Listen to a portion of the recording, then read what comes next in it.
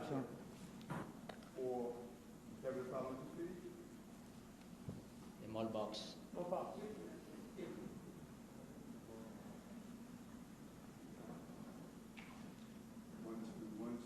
One, two. You guys are good? Okay. Again, I want to my left, I want to thank Dr. Chashi, who has been really on the front line for our entire city of dealing with the fight against COVID. Also online, we have our incoming, our new leader that's going to be coordinated with Dr. Chashi, incoming Department of Health and Mental Hygiene Commissioner, Dr. Ashman Fasan. He will be speaking in a few moments. And to my right is First Deputy Mayor Lorraine Grillo. And to my far left is Deputy Mayor for Health and Human Services, Ann Williams Isam, and our entire team that's here. I want to thank everyone. And so we are at a critical moment in our fight against the pandemic. And I have been extremely careful about not adding to the confusion and the anxiety, because this pandemic has not only impacted us physically, but it has impacted us emotionally. And nothing is more alarming to New Yorkers as I move throughout the city than the feeling of uncertainty from the leadership. And I was careful not to in any way impact on the existing mayor's ability to send a very coordinated message to New Yorkers. I was really happy to join Mayor de Blasio and Governor Hochul. As we stated together, we're going to fight the increase in new cases of COVID, particularly this variant. And today, at the eve of my ability to become the mayor of the city, I want to be clear on giving the message of what our winter plan is going to look like. A clear plan of how we're going to continue the effort of ensuring that we aggressively go after the increase in spikes and deal with COVID. COVID is a formidable opponent. I've said this over and over again. Its ability to change new variants, its ability to continue to impact us shows how formidable it is, but we're going to have a formidable response. We're going to meet the surge with an increase in how we coordinate and actively address this issue. The numbers tell the story in a real way. Over the past 2 weeks, positivity rates citywide, they have jumped from 7.7 to 21.7%. It's enough to be concerned about. Hospitalizations are on the rise as well. But thankfully, the data suggests something that we must really focus on. The variant is milder for vaccinated people. You know, we need to be clear. Vaccinations and boosters, those are the best weapons in our arsenal to deal with COVID. That is the most important message we're going to continue to hammer home. But we cannot let down our guards because we're seeing the success of vaccination. We're going to remain vigilant and continue to tell New Yorkers to do what you have done so successfully. Everything from wearing your mask, social distancing, washing your hands, all of those things are just so smart. And not only has it helped us with COVID, but it has also helped us during the flu season as well. And we know now it's clear that we need to learn more with COVID so that we can recover and thrive as a city. We must allow our city to function. We threw $11 trillion at COVID. So the day has come when we must learn to be smarter, live with COVID, and ensure that we protect everyday New Yorkers, and that is what I'm going to do. And so that's why today I'm rolling out my administration plan to keep New Yorkers safe from the virus and keep our city open. That's the goal. We can't shut down our city again.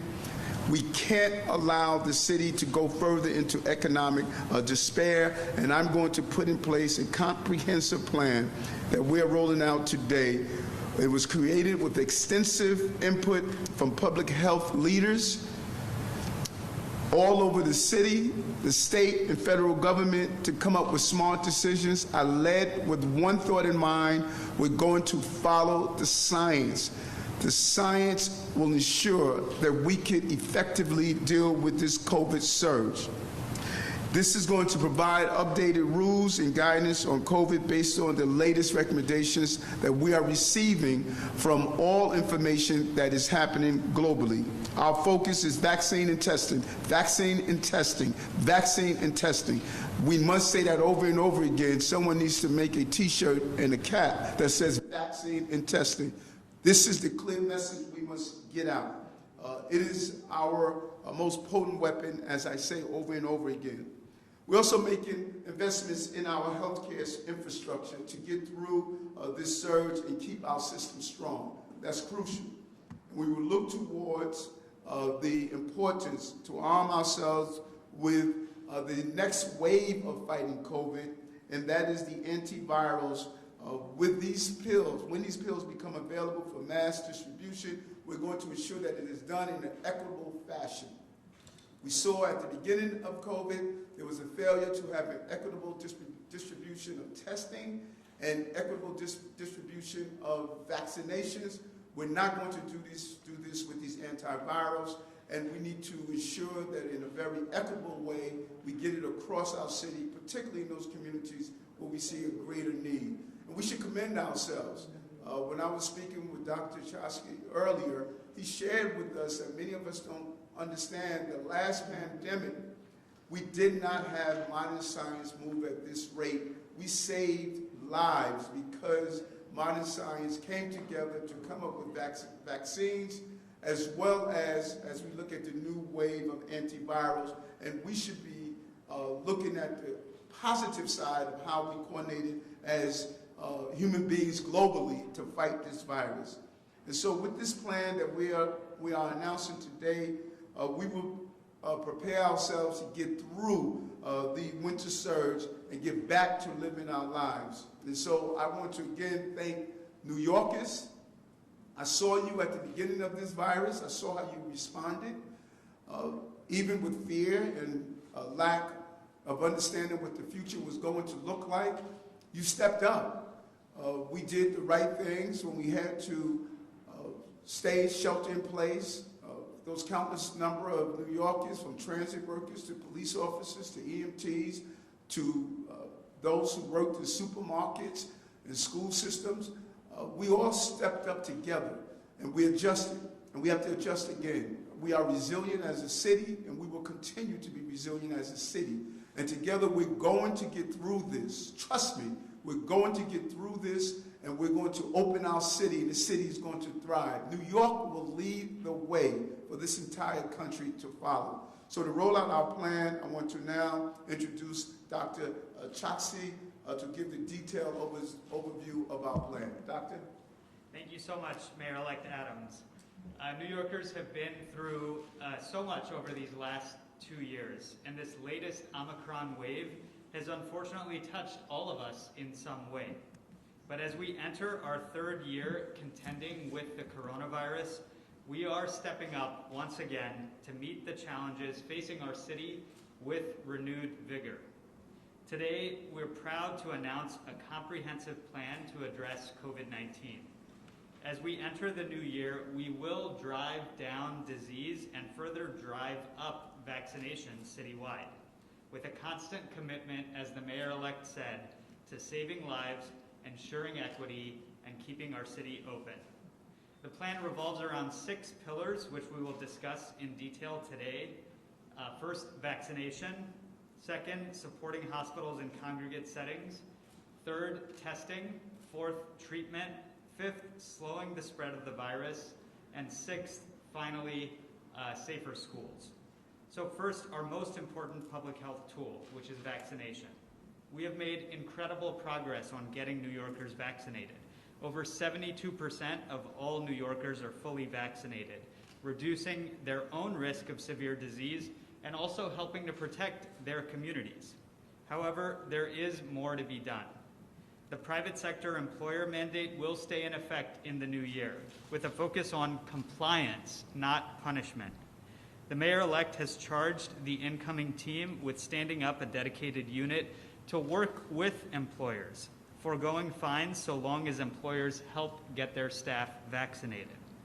We know businesses share our goals of keeping their staff and their clients safe and their doors open. To put it simply, COVID is bad for business, and vaccination enables not just health, but also a healthy economy. We will also study the need for what we're calling the up-to-date mandate, which would require New Yorkers to have their booster shots under the vaccine mandates currently in place. Studying it encompasses both following the emerging science on the importance of booster doses with Omicron, as well as understanding the impact of the mandate on the settings it would apply to by engaging with unions, the business community, and other partners. In the same vein, the city will set a deadline of this spring for a decision about a vaccine mandate in schools to commence later in 2022. The second pillar is ramping up our work with hospitals and congregate settings to shore up their capacity during the winter surge. I've been in regular touch with hospital leaders over the last several weeks, understanding what they are seeing and experiencing, and yesterday I was at my neighborhood hospital, Elmhurst. Our hospitals are among the best in the world, and they are now quite experienced with COVID, but they will continue to need our support, particularly for staff who have already borne so much. We will resource our health and hospital system to ensure we have the capacity to address new hospitalizations as a result of the Omicron wave. Dr. Katz and H&H have already begun shifting to virtual ambulatory care services and are reinforcing nurse staffing levels. And we will improve safety in our congregate settings, like shelters, nursing homes, and jails for some of the most vulnerable New Yorkers. We will reduce risk for residents and staff by supporting rapid isolation and quarantine protocols, and ensuring that these sites have adequate testing and vaccination resources, such as additional booster clinics in nursing homes. And now let me move to our third pillar, testing. Since the Omicron wave began, we've already added more than 60 new testing sites, but we won't stop there. Test and Trace will continue to increase the number of testing sites and ensure widespread access to rapid tests. Earlier this week, I visited our Bronx Neighborhood Health Action Center, hearing from neighboring NYC residents about how important free test kits were to them, either because they couldn't find any in a pharmacy or they were unaffordable. We will also provide clear testing guidance for specific settings, including the private sector. And I'm particularly grateful to the mayor-elect for his surging resources to the health department, including over 250 staff, to keep our public health infrastructure strong and nimble enough to respond to other needs as they arise in COVID response. With that, Mr. Mayor-elect, I believe I'm turning to my colleague, Dr. Ashwin Vasan, to speak to the rest of our pandemic plan. Thank you so much, Dr. Choksi. Thank you to the mayor-elect and to the entire team for the opportunity to be here with you today to talk about the remainder of the winter pandemic plan. I want to start by saying we are in an entirely different place than we have ever been in our response to this ever-changing pandemic, in part because of the range of tools in our toolkit, including vaccines and testing, as the mayor-elect and Dr. Choksi have emphasized, but also in several promising findings about effective treatments for severe cases of COVID-19. In our winter pandemic plan and in our ongoing work to combat this virus, we will aim to increase access to monoclonal antibody treatments, sotrovimab, as well as oral antivirals, including Paxlovid and molnupiravir, with a focus on equity and on reaching underserved and high-risk populations. Next is our work to slow the spread of the virus. We all know the Omicron variant is highly transmissible. Slowing the spread is going to require strong coordination of our resources on the ground and clear lines of communication. In that vein, the city will distribute an additional 2 million higher grade, higher filtration masks, including KN95s, KF94s, and N95s in January, particularly via community-based organizations, health department, and H&H sites. This is a moment to really activate our community leaders and credible messengers to ensure that every community gets the resources they need. And masks are an important part, high-quality masks are an important part of our mitigation strategy in order to slow the spread. We are also going to invest in creating new ways of communicating with New Yorkers about the state of the pandemic. We will create and release a simple, color-coded system that shows the level of threat of the virus at any moment in time and communicates clearly what level of safety measures are in place across the city. And finally, to a critical component of our plan, which is schools. We know so many parents, educators, and children are anxious about what this means for our schools, what Omicron means for our schools, and how to reopen safely. To fully reopen on January 3rd, we will implement the Stay Safe, Stay Open plan announced on Tuesday with Mayor de Blasio and Governor Hochul. And we're going to focus on 3 things in particular: doubling surveillance testing in schools and adjusting the situation room and contact tracing protocols in partnership with the DOE, sending home millions of rapid at-home tests for students, educators, and staff, especially those who may have been recently exposed to a positive case, and strengthening our mitigation measures, including higher quality masks and improved ventilation in schools. So now I'm pleased to throw it to incoming First Deputy Mayor Lorraine Grillo to talk about the role of leadership and agency coordination in our pandemic response. Yes, thank you, Dr. Bassan. I am so excited to be here today to unveil this plan. As First Deputy Mayor, it'll be my role starting Saturday to make sure that all of our agencies and departments are working hand in hand to defeat COVID-19. Under Mayor Adams' leadership and with the guidance of Drs. Choksi and Bassan, we will target resources and personnel to drive up our vaccination rates even higher while providing more testing to keep our city open.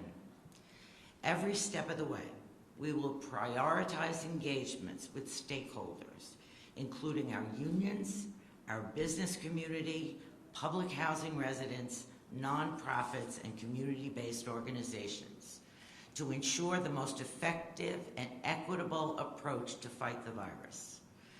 As the current COVID recoveries are and a lifelong public servant, I can tell you one thing for sure. When New York City has strong leadership and is united in a cause, we always succeed. The mayor-elect's plan in that leadership and the team assembled here are united in this cause to defeat COVID-19. So our message to all New Yorkers today is clear. We will be ready against COVID on day 1. Thank you. Thank you so much, Lorraine, and we look forward to your role that you played as the czar now and just that continuation of moving the city forward in a safe place. We want to now introduce Deputy Mayor for Health and Human Services, Ann Williams-Isom. Ann? Thank you, and good morning. As the new Deputy Mayor for Health and Human Services, I will have the pleasure and the charge to work with First Deputy Mayor Grillo and oversee all of the health department, this very competent team, as we coordinate the entire healthcare infrastructure to attack this virus. That includes all the measures that we spelled out today, including vaccines and treatments, but it also includes all of the many programs and initiatives that already exist in the health department right now. All of that is available to New Yorkers against COVID through better health and wellness. We know, and this is so important, because we know that those of us who are in poor health are more susceptible to COVID. So there's certain things that I want to remind you of today. One is that all New Yorkers should get an annual physical checkup. I would also add to that to seek mental health professional help if you need it, because we know this is such of a difficult time, and all of us have to be ready to really deal with all of this surge that we're in. Sign up for the city's Metro Plus health plan if you do not have health care coverage. The simple things that we forget sometimes: eat healthy, get exercise, moderate exercise, go for a walk. It will help not only your physical health, but it will help your mental health. The City of New York has dozens of free health and mental health programs, as well as mental health treatment.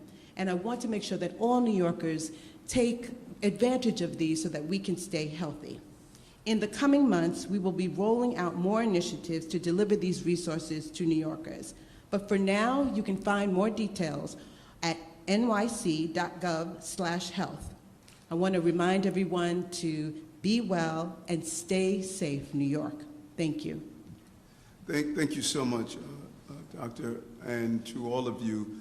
And I think that what you raised is crucial because we stay in the space of the COVID space, but there must be a holistic approach. I talked about this on the campaign trail.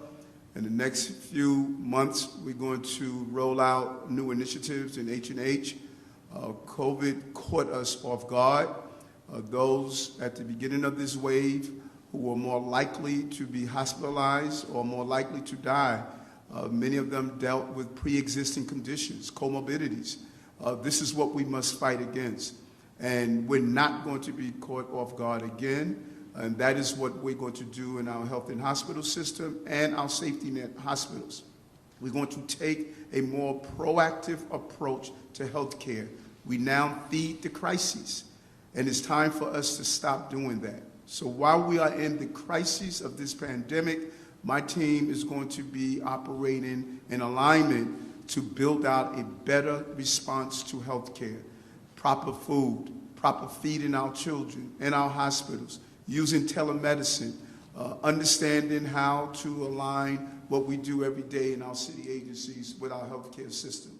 This is our goal. And so I want to say to all New Yorkers, during this time of uncertainty, in a time of fear, you must understand we are going to get through this.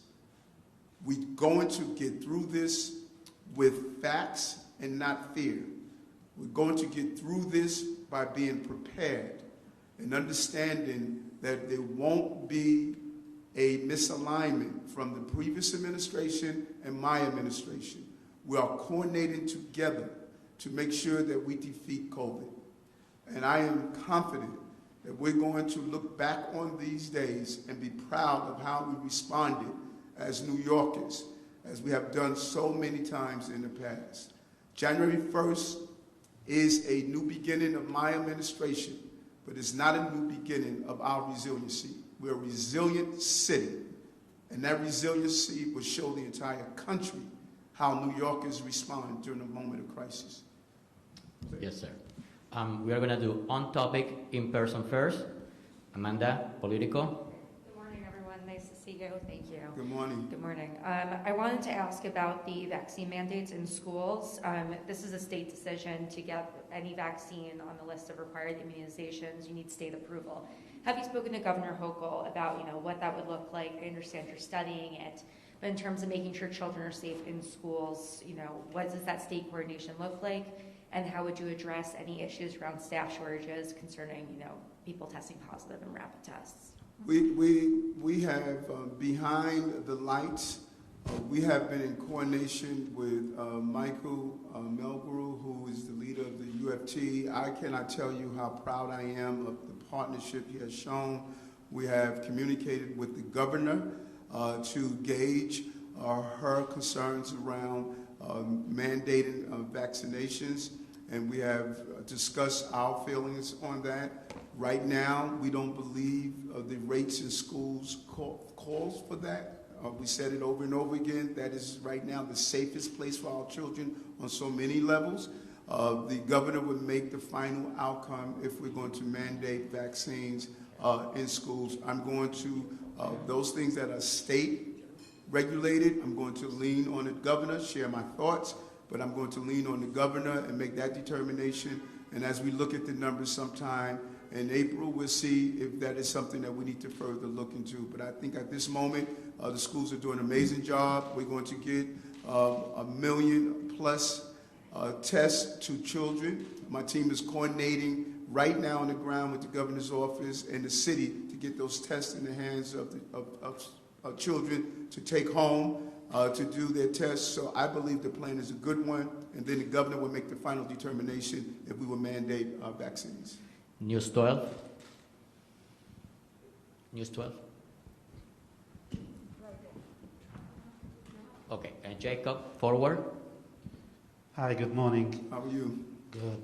How do you make sure that the policies that you roll out in the coming days and weeks are actually fully enforced? Make sure you don't sort of fall in that trap of rolling out a policy but not able to enforce, and restore trust in people who have, after 2 years, some have even given up on even complying, but also in sort of trusting government leadership. And to Dr. Chaksi, if I may, how often should people who are boosted or have recovered the second time of COVID get tested if they don't feel any symptoms, in order sort of to get through that process of not spreading the virus?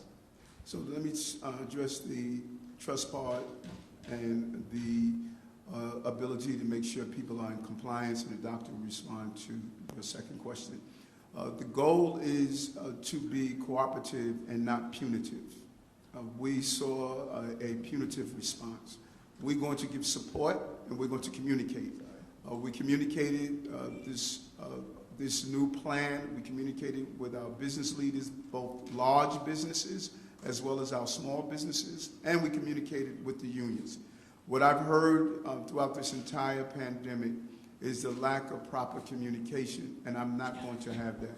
And by using those stakeholders, they will translate the importance of us operating together, and we're going to go to those sites where people are openly failing to comply and make sure our city services are utilized to ensure compliance. But the goal is not to be punitive. The goal is to get our city up and operating, and we believe we're going to create that partnership to get it done. Thank you, and thanks for the thoughtful question, which was about testing for people who are vaccinated or who have recovered. I'll just dissect it out briefly to be as clear as I possibly can. First, people who have been previously infected with the coronavirus, our strong recommendation is that they should get vaccinated as well. So if you are in that category, or if you're someone who is fully vaccinated or has received their booster dose, there is a question about testing in the context of Omicron, given how easily it spreads. And my advice is this. First, if you have symptoms, including mild symptoms, whether it's a sore throat or a runny nose or some fatigue or fever and chills, you should get tested as soon as you develop symptoms. So that's number one. Number two is if you are traveling, if you're having gatherings around the holidays, or if you've been exposed to someone else who has been diagnosed with COVID-19, we're also recommending testing in that case. Beyond that, we do not have a recommendation at this time for more routine testing if you're asymptomatic and in one of the categories that I described. Thank you. New York Post.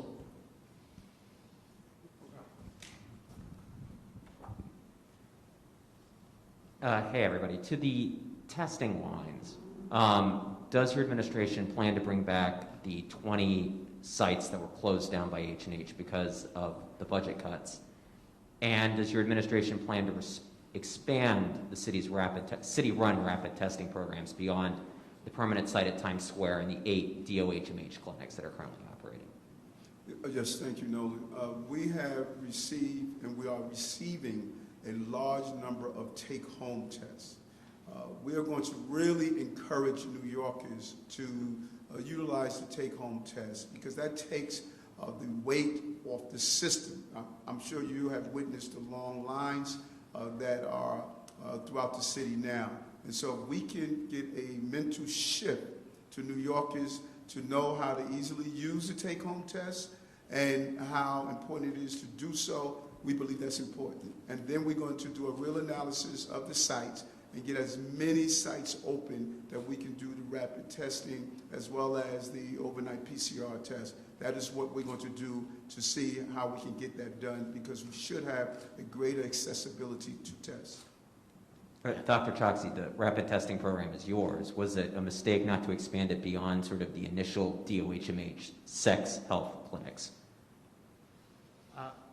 The rapid testing program is something that's coordinated across the city, and from the beginning, we used rapid tests across city sites, not just at DOHMH sites, but at health and hospitals and test and trace core sites as well. So as soon as we had the supply of those rapid test kits, given, as you know, that there's a shortage across the country, we very rapidly distributed that across our network. Thanks to the test and trace core in particular, we now have 160 city sites as of the end of this week. And across that vast network, as soon as we get more rapid test kits, as the mayor-elect has said, we will continue disseminating them through those sites. Forgive me for pressing, Commissioner, but it is your program. It is one of the very few options to get where someone can walk in and for free get a PCR test back in 3 or 4 hours, which is essential if you want to travel these days. Was it a mistake not to expand that program? Thanks, Nolan. So you're asking a different question, which is the rapid PCR testing that is done at COVID Express clinics. It is the one that you run. Yes, correct. Is the previous question, so that's why I'm calling. Right. It's just to clarify, it's different than the rapid self-test kits. So for the COVID Express sites, we are working with health and hospitals once again, who also have rapid PCR testing available to make that as broadly accessible as possible. For DOHMH sites, although we are contending with some staffing challenges, as many other healthcare institutions are right now, we will continue to work to make ours and the capacity as accessible as possible. Africa in Harlem. Good morning. With the new variant, we know that for the flu, oftentimes the city asks people to get the flu shot, but the strain that comes up might not be the one that people received. So do you expect to see that same issue with these different variants that show up? Because we see people who are vaccinated that have COVID now. Thank you, and this is an important question. The mayor-elect and I were actually just talking about this earlier today. The short answer is that right now, the vaccines that we have available, the early evidence indicates that vaccination remains particularly effective for preventing severe disease, and that includes for the Omicron variant, based on data from South Africa, the United Kingdom, and some early laboratory data as well. In terms of what will happen in the future, we do have to continue following variants as they emerge to understand whether the vaccines will have to be updated in some way. There's also ongoing research for what's called a pan-coronavirus vaccine, which would cover an even broader range of possible variants. And so that's something that we'll have to follow the science on over the longer term.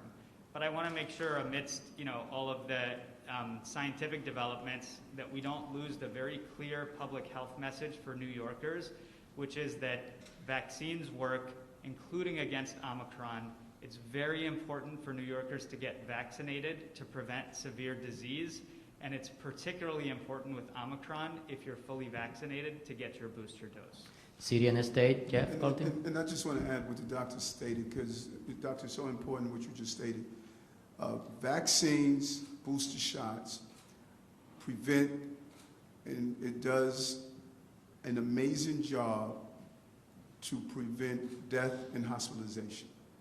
That is our best tool in the arsenal.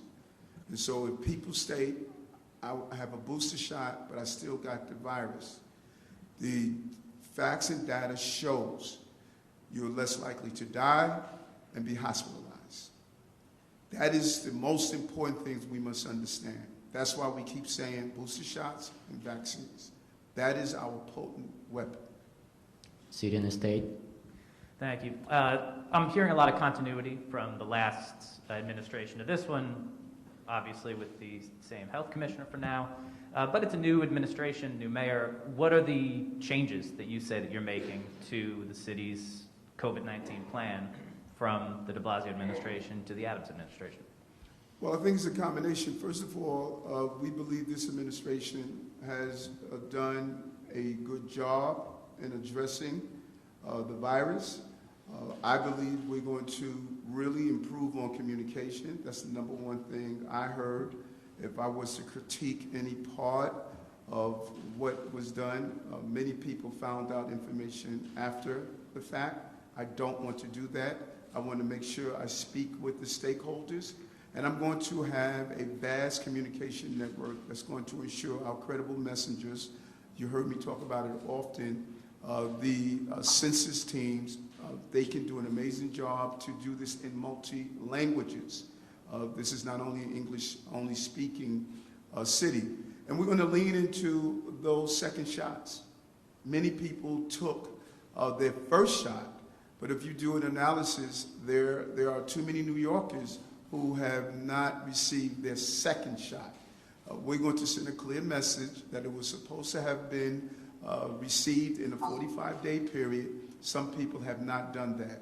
And so we want to make sure that not only the first shot, but the second shot, and we're going to do an analysis to determine if we should make the boosters mandatory as well. But we think this is the way you should fight this virus, is to have a seamless transition, analyze what was successful during the previous administration, keep on team members to have a seamless transition, and then see how do we move forward with it as well. We're going to do WebEx questions now. Daily News. I'm sorry, yes, someone in the back. In the back. Oh. Yes. Yes. Go ahead. Thank you. I'm Christy with WCBS 880. Just wanted to know on the vaccine mandate for private sector workers here in the city, which de Blasio said is probably the boldest in the nation. Any comment you can say on how that's going right now, what you think of it in terms of keeping that, what do you want to change in that, anything you can say on that now? And I know Dr. Choksi said previously that it will be revisited. When will it be revisited, and just what do you think of it and what you might change? Thank you. The mayor put that in place on the 27th. We are going to keep that in place. We spoke with our business leaders today to let them know we're going to keep that in place. And this virus is ever moving. And as we continue to examine... Hi, Kimberly. Thank you so much for that. Someone's having a lot of fun. Oh, sorry. It's all good. Oh my goodness, I am so sorry. As we continue to look at the evolution of this virus, there will be moments when we can change some of the mandates.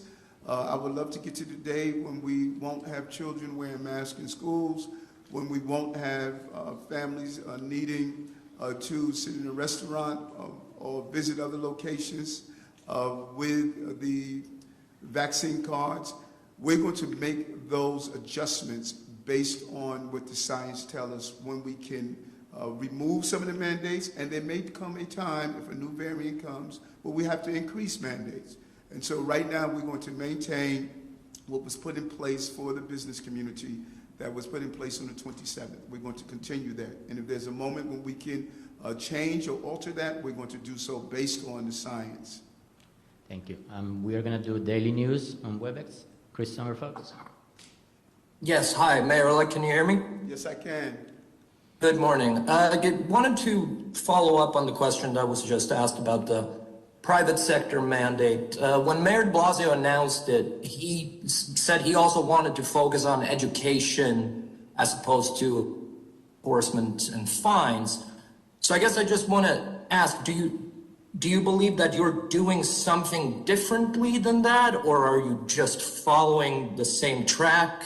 And as a follow-up to that as well, do you believe Mayor de Blasio has done a poor job of doing education as opposed to heavy-handed enforcement? I am going to really expand on the communication and education. I don't believe we need to be heavy-handed with our businesses. COVID has been heavy-handed enough with our businesses.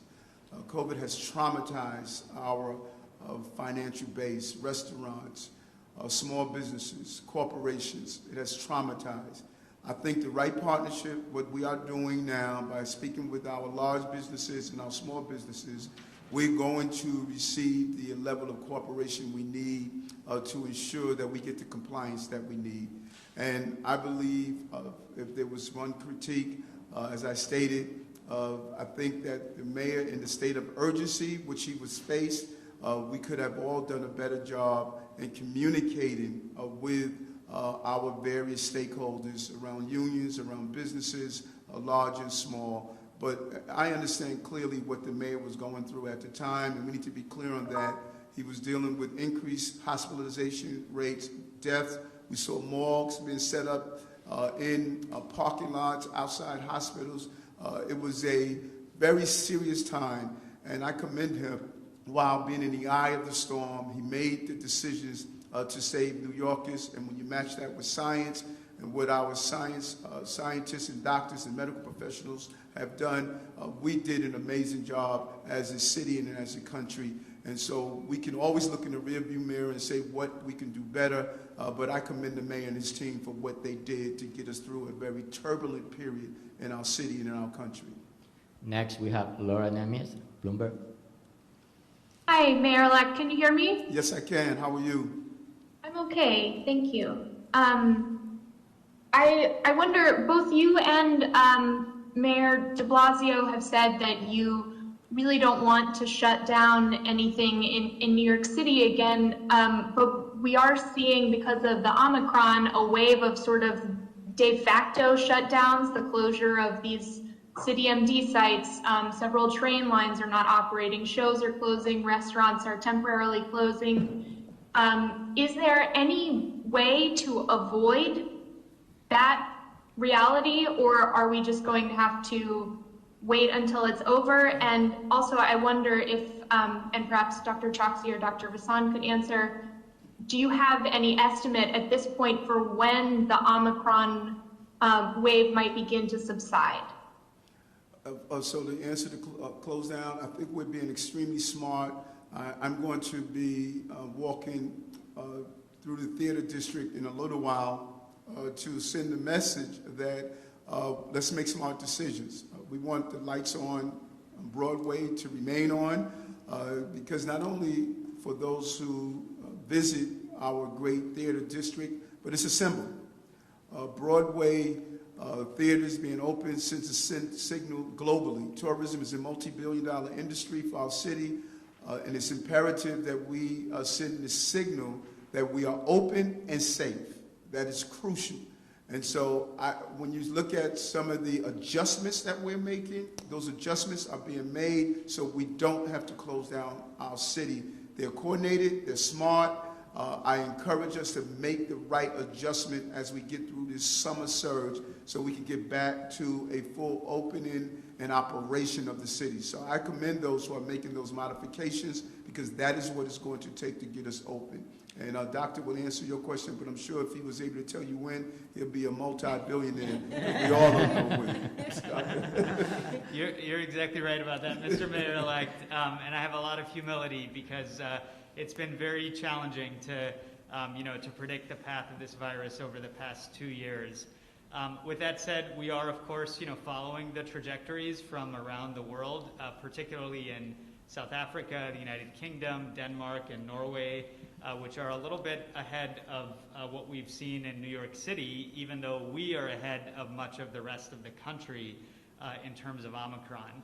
So with all of that said, I think we should plan and prepare for a challenging few weeks, certainly, through January, with respect to what we're seeing for the winter surge due to Omicron. But the other thing that I would say to echo the mayor-elect is that this is not something that we're just going to take passively. This is something that we have agency over. And particularly the parts of our plan to do with vaccination, specifically booster doses, testing, and slowing the spread. All of that will help us to mitigate and minimize as much as possible the effects of Omicron, and particularly the most devastating effects on our neighbors and family members. Thank you. Thank you. Next, New York 1, Courtney Gross. Hi, Mr. Mayor-elect. Can you hear me? Yes, I can, Courtney. How are you? I'm well, thank you. If you could let us know when you're going to do that walk through the theater district, that'd be great. But another point of clarification is, when you say you don't want the vaccine mandate for private employers to be punitive, are you basically saying that your administration will not be fining at all? And then just a second question really quick, going off of what Laura was saying, is when you take a look at these COVID numbers every day, they're very alarming. I mean, we saw another historic level of cases yesterday.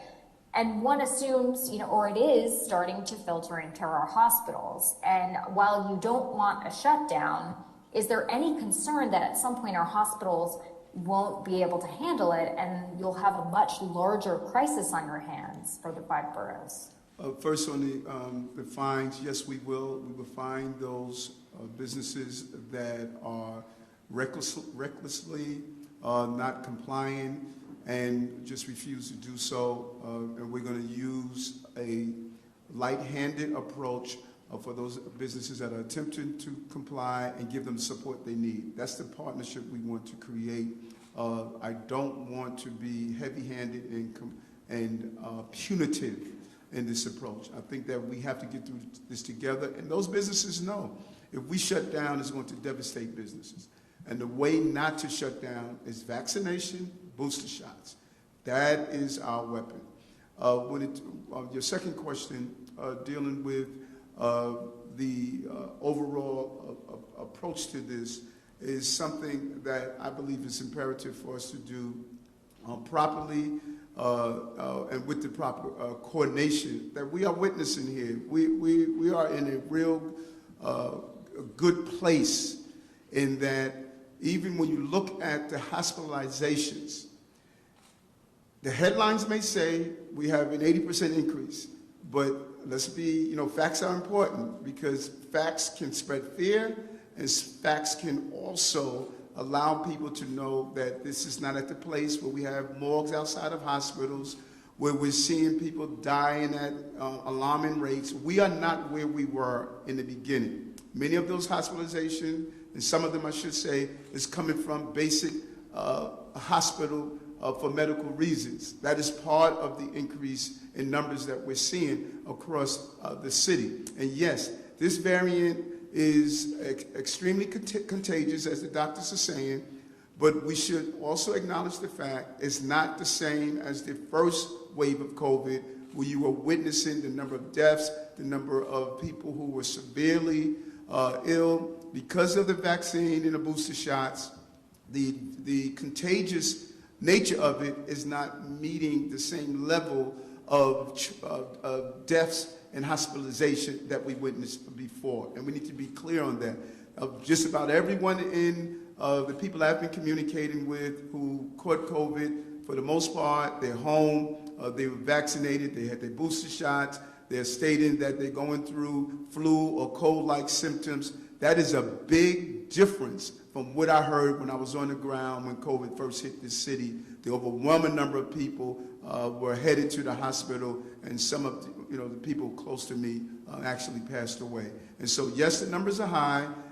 Yes, there's a lot of people who are getting COVID, and we want to stop that from happening, but the outcome is far different from what we saw in the past. Next is Gothamist, John Campbell. John, you there? Okay, we go to the next one. Dana Rubinstein from the New York Times.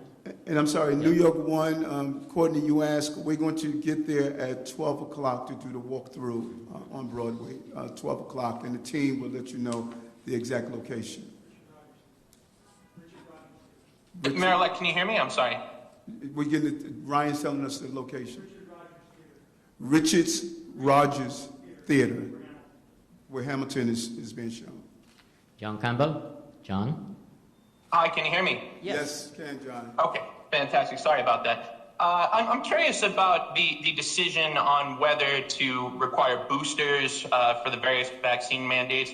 It's already been determined that these are more effective in fighting serious illness. So I'm curious knowing that, what is going to go into the analysis as to whether to require a booster for the mandates? We're going to continue to strongly encourage, particularly those who are dealing with pre-existing conditions and comorbidity. We're going to encourage people to take the second shot, and we're going to continue to analyze the data to determine if we have to put in place a mandate for boosters. Right now, we don't believe that is where we need a mandate. If we believe that mandate is needed, I'm not going to hesitate to do it for the city, for those areas where we are in control of. We're not there right now. Last two questions on WebEx. New York Times.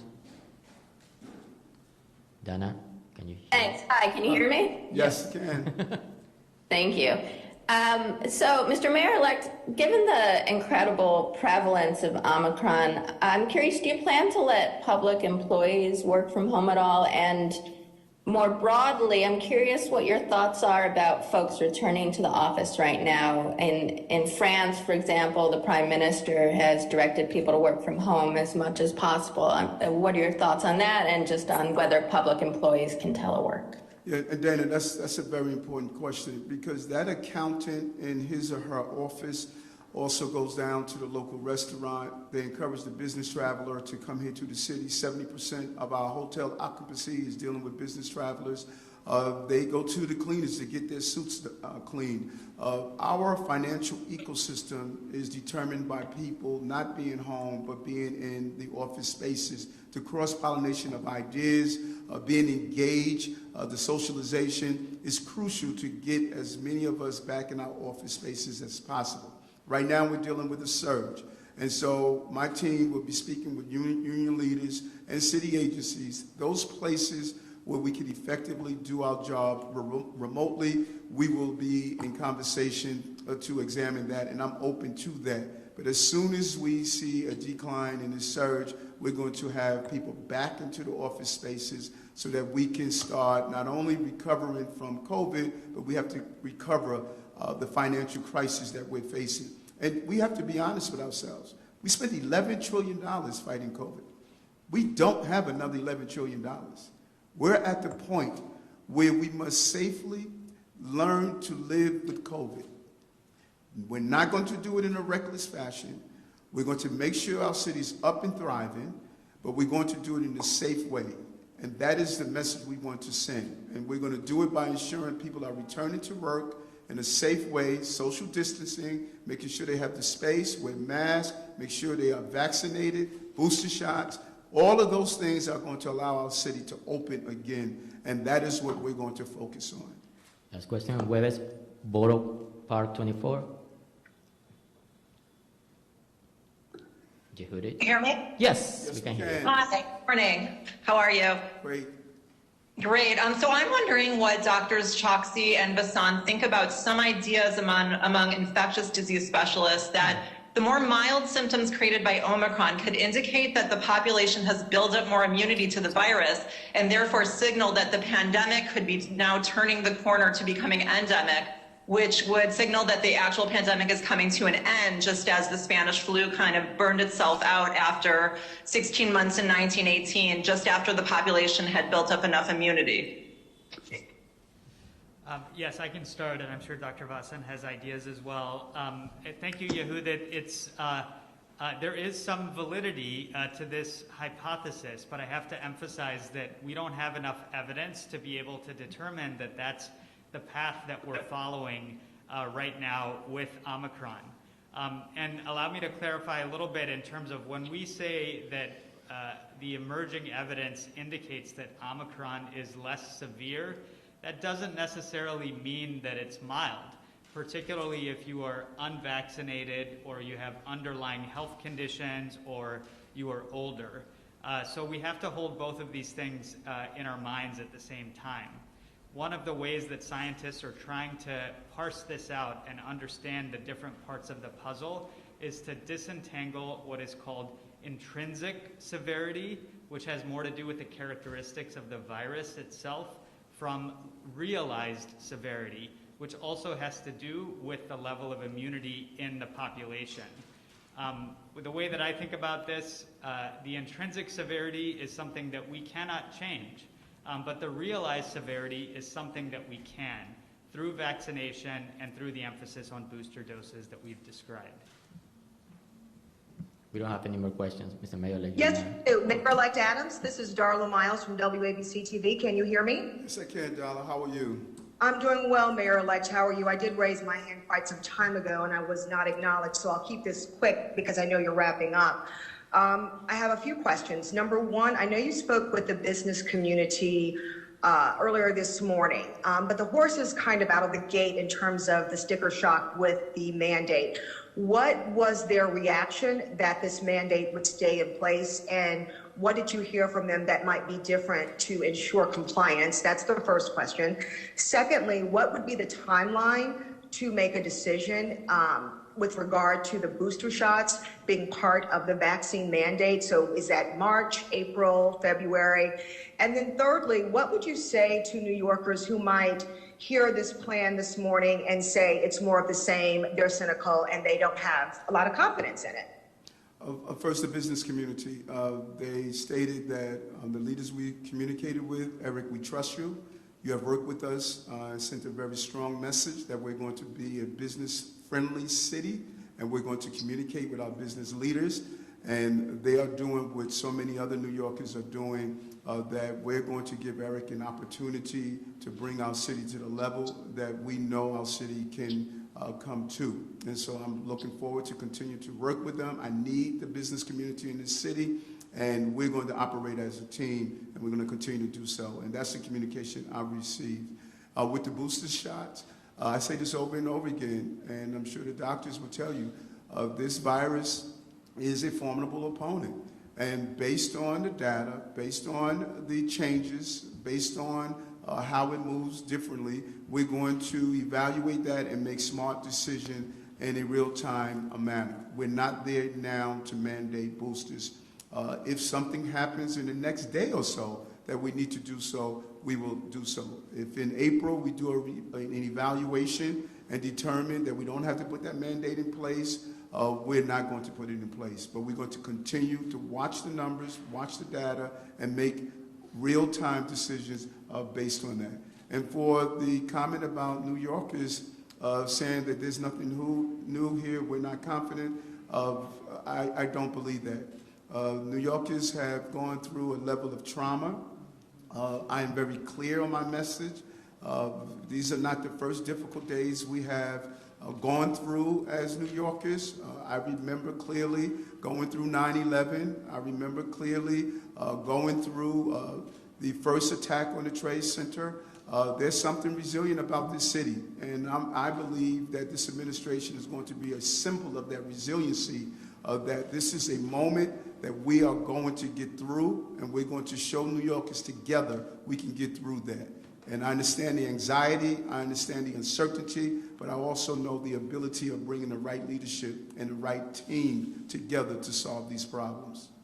Thank you, everybody. Thank you so much, Mayor. Thank you. Thank you.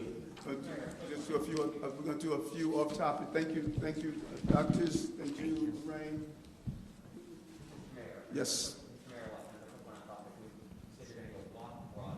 Yes.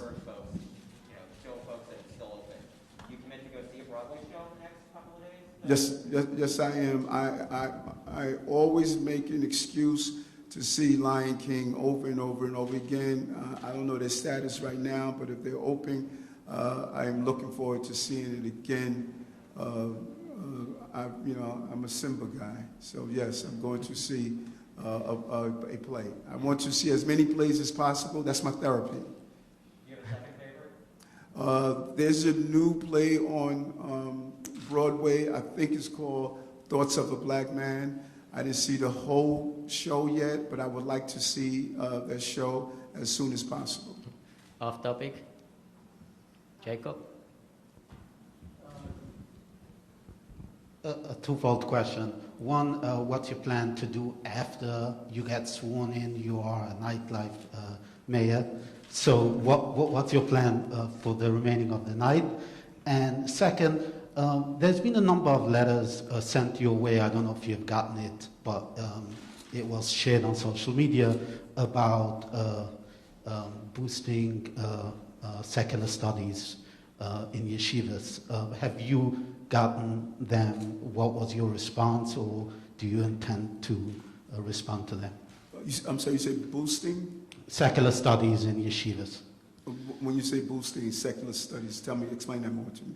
Well, right now there's a state law, and there's been ongoing, there was investigations, obviously a stalled investigation, but then also about enforcing those state laws in the yeshiva system. Yeah, I visited several yeshivas during the campaign, and what I do know is that those who are there, who are teaching the students, the literature that I looked at is supportive of a well-rounded quality education that we're going to encourage. The small number of yeshivas that we were having problems in should not be the message for the large number of yeshivas that are doing the right thing. I am going to give support through my chancellor and through my office to support to all of our educational facilities. I'm not going to get caught up in a dialogue of charter schools, public schools, yeshivas. Everyone is going to receive the support they need to develop the full person of our children. And then we need to really look at the methods that we're using. Some of the books that I saw in the yeshivas, maybe they were not Shakespeare, but they still were scholarly work. And we need to, as everyone is looking at culturally sensitive education, that includes yeshivas at the same time. And your question about nightlife, what am I going to do after the ball drop? I'm going to just celebrate with my family, and everyone knows that my greatest downtime is to take a hot bubble bath with some roses and some incense, and that's what I'm going to do on January 1st. Politico? Yeah. Right here, right there, yeah, right there. Following up on that nightlife question, do you have any New Year's resolutions, or is there anything that you're going to be doing once you're sworn in? You're going to be at Times Square. Anything top of mind coming into the new year? For New Year's resolution? Yeah. Just really to become more emotionally intelligent, to be more kind and loving to the press corps, and just treat them in such a nice way, because you have a hard job. And I am just doing everything possible during my meditation just to show a lot of love to my amazing New York City press corps. Last one, off topic. Gabriel, New York One. New York One. Do you plan to? Is there a plan for FDNY commissioner, or if Neighborhood's going to stay? We are looking at that. We were actually at the completion of our search. But then we received resumes from two amazing people, and now the team is interviewing them. Matter of fact, interviews are taking place right now. They're interviewing them to make a final determination if we're going to have NYGRO stay in place, or if we're going to have a new FDNY commissioner. So they're looking at the resumes, and we have a good problem in the city and country. We have a lot of talent on the bench, and we're going to make the right decision. That's an important agency, and we want to make sure we have the right person there. And so we will roll that out in the next few days. Okay. Nolan, the last one.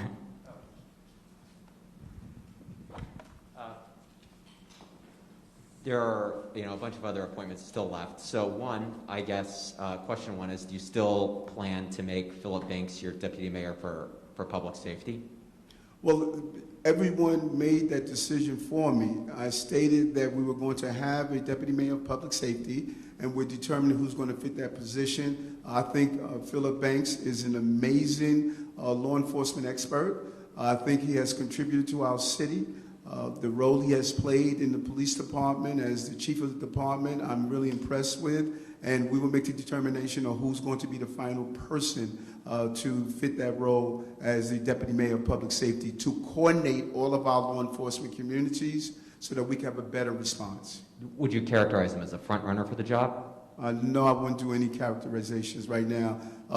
My team surprised me with some of the resumes that they gave me on all of my appointments. Someone that I thought would be a front runner turned out not to be better than the person that was decided. So I will just leave it that we're going to make that final determination. Thank you, everybody. So, if I might, you kept Dr. Dave Choksi, the health commissioner, for the first few months in order to aid the transition. Have you talked about a similar arrangement with Mitch Katz, the head of the hospital system?